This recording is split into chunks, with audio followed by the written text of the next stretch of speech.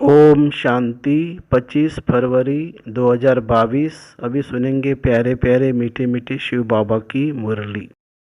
मीठे बच्चे, कदम कदम पर बाप की श्रीमत पर चलना, बाप की शिक्षाओं को धारण करना, यही अपने ऊपर कृपा करना है।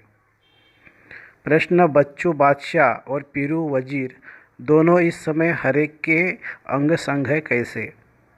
उत्तर: बच्चू बादशाह है काम विकार और पीरू वजीर है क्रोध। दोनों आपस में बहुत गहरा कनेक्शन है। सभी मनुष्य इस समय इन दोनों के वशीभूत है। अगर कोई बाप का बच्चा कहलाकर फिर काम या क्रोध के वशीभूत होता है तो बाप का निंदक बन जाता है। निंदक बच्चे अपनी तकदीर को लकीर लगाते हैं। बाबा कहते, मीठे बच्चे, इन दुष्कर्मों को जीतो। क्रोध के लिए तो कहा जाता है, जहाँ क्रोध है वहाँ पानी के मटके भी सूख जाते हैं। गीत है, बचपन के दिन भुला न देना, आज हंसे कल रुला न देना। ओम शांति। बच्चे जानते हैं कि सभा में कौन आया है। बाप और दादा इकट्ठे हैं। अगर साकारी होता तो बाप अलग दादा अलग होना चाहिए। यह है वंडरफुल निशानी। कौन आया? बच्चों की बुद्धि में कहती है, शिव बाबा आया है। स्वर्ग का रचिता एक ही बाप होता है, दो नहीं है। हाँ, मददगार जरूर मिलते हैं। बाप और बच्चे दोनों से काम चलता है। बलिहारी बाप की है, सो बलिहारी बच्चों की। ये दादा भी बच्चा खो गया ना। यहाँ तुम क्लास में आते हो, सभा में अक्षर भी कॉमन है। सभाएं तो बहुत होती है। यह है भगवान की पाठशाला। सब तरफ देखा जाता है कि बरोबर ये नॉलेज सुनकर धारण कर रहे हैं। इनका मुखड़ा प्रफुल्लित हो रहा है। सुनते सुनते खुशी का पारा चढ़ता है। हद के बाप टीचर गुरु भी होते हैं। यह है बेहद का बाप टीचर। यह आज तुमको पढ़ा रहे हैं तो कितना खुशी का पारा चढ़ना चाहिए। बच्चे भी ढेर है। शिव भगवानुवाच व शिवाचार्य भी कह सकते हैं। वह ज्ञान का सागर। शिवाचार्य के बाद फिर शंकराचार्य आते हैं। संन्यास भी दो प्रकार का है। यह सतोप्रधान देवी देवता बनने के लिए संन्यास, सहज योग। तुम जानते हो, बाप इस दादा के तन में आया हुआ है, इसलिए बाप दादा कहना पड़े। ग्रैंड चिल्ड्रेन होते हैं ना, वह तो साकार फादर ही ग्रैंडफादर है। ग्रैंडफादर के बनते हैं। या है निराकार ग्रैंडफादर। बाबा इसमें प्रवेश कर तुमको सुनाते हैं।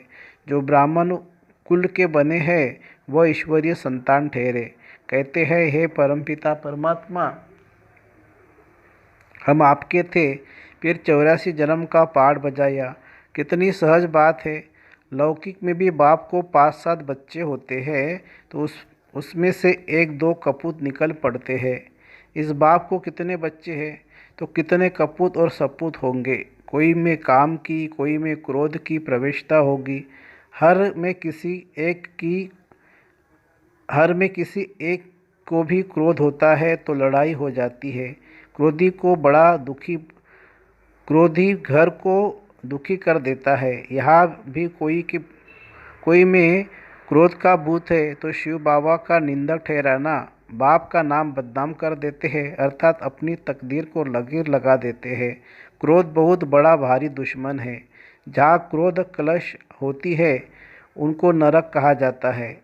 कहते हैं, क्रोध घर के मटके का पानी भी सुखा देता है। तो बाप समझाते हैं, जिसमें क्रोध है उनको श्रीमत मिलती है कि क्रोध से किसी को दुखी मत करो, नहीं तो तकदीर में लकीर लग जाएगी, पद भ्रष्ट हो जाएगा, ईश्वरीय संतान के बदले आसुरी संतान बन जाएंगे।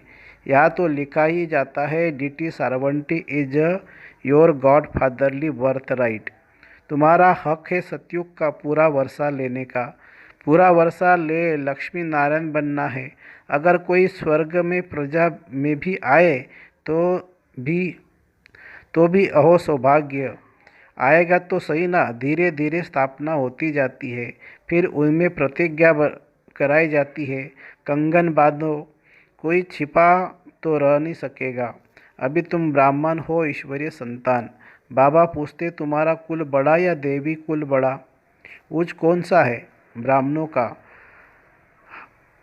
हम देवताओं को भी इतना उच्च नहीं कहते हैं। ब्राह्मण है ईश्वरीय कुल के, ये भारत को स्वर्ग बनाते हैं।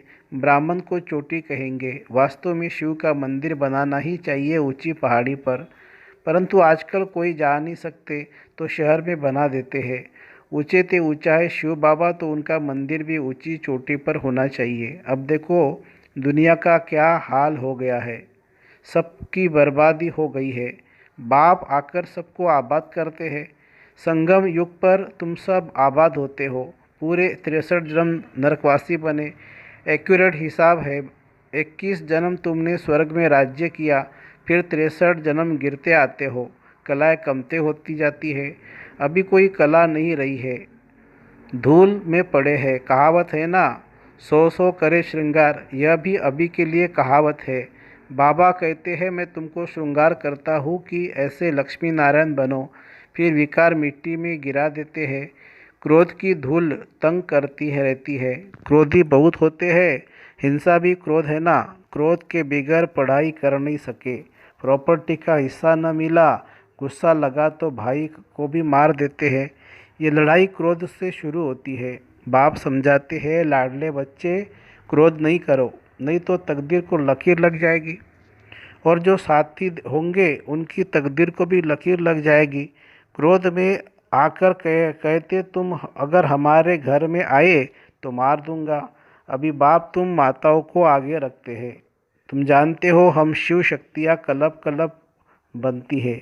शिव बाबा आकर हमको अपना बनाते हैं। तुम बच्चे न हो तो अकेला शिव बाबा भी क्या करेगा। तुम शिव शक्तियाँ भारत में मशहूर हो। अपना यादगार मंदिर न देखा हो तो आबू में देखो, हुबहू तुम्हारा यादगार है। हाथी पर सवारी करने वालों का भी चित्र है। वंडर है जो तुम्हारी भी निवास यहाँ आकर हुआ है। शिव जयंती मनाते हैं तो ज़रूर आया होगा ना। कब और कैसे आया मालूम है? जिसने भारत को हीरे जैसे बनाया उनके ऑक्यूपेशन को नहीं जानते हो। देवता ही पहले ब्राह्मण थे जो हीरे जैसा बनते हैं। जिन ब्राह्मणों में मदद की वह देवता बने। तुम सबका ऑक्यूपेशन समझा सकते हो, परंतु समझेंगे बहुत थोड़े, क्योंकि इस राजधानी की लिमिट है ना, इसलिए कोटों में कोई कहा जाता है। मम्मा बाबा कहकर भी फिर भूल जाते हैं। अहो माया तुम कितनी दुष्कर हो। यह तो होता ही है। बड़े बड़े कमांडर्स भी मर पड़ते हैं, गोली लग जाती है। सिपाही तो ढेर मरते हैं। जब बड़े बड़े मरते तो हाहाकार हो जाता है। शिव शक्ति सेना में फलाने को माया ने मार डाला, यह फिर भी होना ही है। प्यादा मर जाए उनका इतना ख्याल नहीं। महारथी के लिए सब कहेंगे हाय माया ने इनको मार डाला। ऐसे नहीं, स्वर्ग में नहीं जाएगा, भल जाएगा परंतु पद भ्रष्ट हो जाएगा। इसलिए बाबा कहते हैं उस लाइन में नहीं जाना। कलब पहले जो गए हैं वह तो जाएंगे ही। समाचार लिखते हैं फलाना 4 वर्ष में रेगुलर आता था, फिर माया ने पकड़ लिया। जैसे मक्खी मरती तो चींटियाँ उसे एकदम खाकर खलास कर देती है। माया के 5 भूत उनकी सत्यानाश कर देते हैं। अब तुम बच्चे सबका ऑक्यूपेशन जानते हो। इस्लामी, बौद्धि, क्रिश्चियन कितने जन्म लेते हैं वह भी तुम जानते हो। कितना बुद्धि का ताला खुल जाता है। ज्ञान का तीसरा नेत्र जबरदस्त मिला हुआ है। बाबा कहते हैं गीता है सबसे मुख्य, बाकी सब है उनके बाल बच्चे। गीता है माई गीता और बाप शिव। माई गीता और बाप शिव, उनसे हम पैदा हो रहे हैं। वैसे ही और शास्त्रों भी सब उनसे पैदा होते हैं। जैसे आत्माओं का हेड शिव बाबा सबसे ऊपर में है, वैसे सब शास्त्र में ऊपर में सर्वशास्त्र में शिरोमणि श्रीमद् भगवद गीता। सिर्फ कृष्ण भगवानुवाच डालने से सारा गीता का प्रभाव उड़ा दिया है। यह भी ड्रामा में है। मूल बात है निरंतर शिव बाबा को याद करते रहो। जो बाप की श्रीमत पर पूरी रीति चलते रहते हैं उनकी याद भी बुद्धि को पाती रहेगी। जितना आज्ञाकारी वफादार होकर रहेगा कहेंगे बाबा मैं आप पर बलिहार जाता हूँ। देह सहित सब कुछ भूल अकेला बनना है, इतना संन्यास करना पड़े। बहुत बच्चे हैं जो बिल्कुल बंधन मुक्त है। आते रहते हैं तो भी जैसे मोह के कीड़े। पति व बच्चे के साथ मोह है तो शिव बाबा के साथ बुद्धि योग लगा न सके। जब तक सच्ची दिल से साहेब पर बलिहार न जाए। गपोड़े तो भल लगावे, परंतु इसमें बलिहारी पूरी चाहिए। पूरा ट्रस्टी बनना है, कदम कदम पर श्रीमत लेनी है। बहुत बच्चे जो शिव बाबा को पोता मेल भेज देते हैं, फिर पूछते हैं शादी कराए, मकान बनाए। बाबा कहेंगे भल बनाओ, हर्जा नहीं। कभी भी कभी ना नहीं की जाती है, कभी ना नहीं की जाती है। जब नष्ट वहाँ बन जाते हैं तो पूछने की भी दरकार नहीं है। ऐसे नहीं कि कोई पूछे विकार में जाओ, जो कहेंगे हाँ भले जाओ, नहीं यह तो फिर मूर्खता कहेंगे। बाकी कोई बात में नुकसान नहीं है तो भले करो।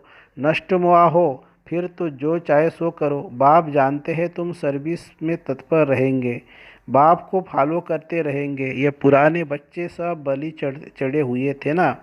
बलिहारी की भी महिमा है तो सब गरीब माताएं बड़ी अच्छी है।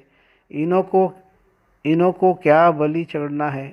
बलि चढ़ना होता है साहूकारों को। स्त्री को तो कुछ देते नहीं है, कोई विरले स्त्री के नाम पर सब विल कर जाते हैं।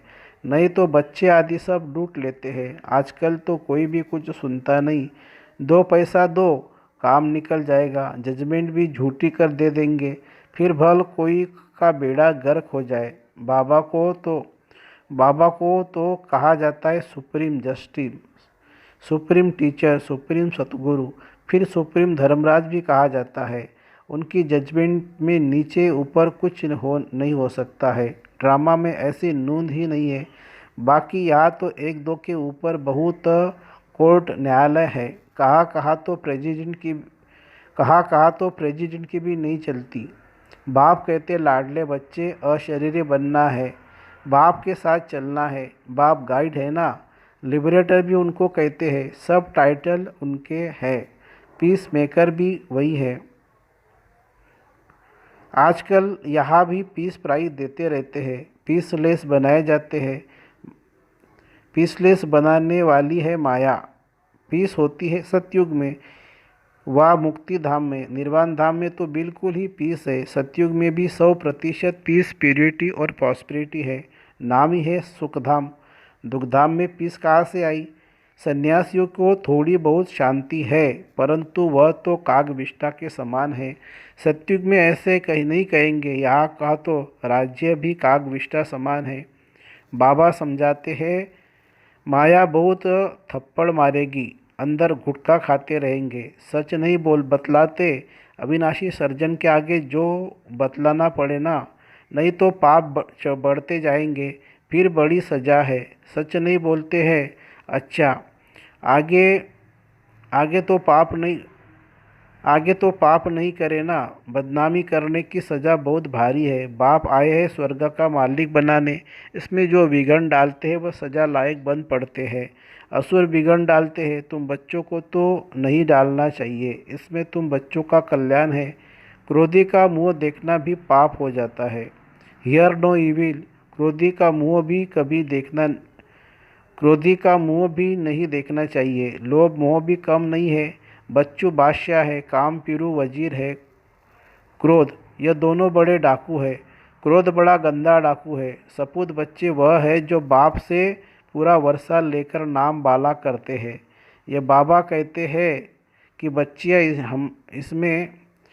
बच्चियाँ हमसे होशियार है। शिव बाबा से तो होशियार कोई हो न सके। बाप ही बच्चों को सिर पर चढ़ाते हैं। बेहद के बाप दादा को भी बच्चों के लिए रिगार्ड प्यार है। चाहते हैं हर एक बच्चा अपना राज्य भाग्य ले, सदा खुश सुखी बने। बाप तो कहेंगे बच्चे जीते रहो, आयुष्मान भवो। बाप जो शिक्षा देते हैं वह धारण करने की अपने ऊपर कृपा करो। श्रीमत पर नहीं चलते तो तकदीर की लकीर लग जाएगी। श्रीमत पर नहीं चलेंगे तो तकदीर को लकीर लगाएंगे। तुम जानते हो शिव बाबा परमधाम से आए हैं स्वर्ग का वर्षा देने। फिर जितना जो पुरुषार्थ करेगा उतना अपने ऊपर कृपा करेंगे। उतना अपने को ऊंचा बनाएंगे। विकार में गया तो दीपक बुझ जाएगा, फिर ज्ञान गुरुत धारणा नहीं होंगी।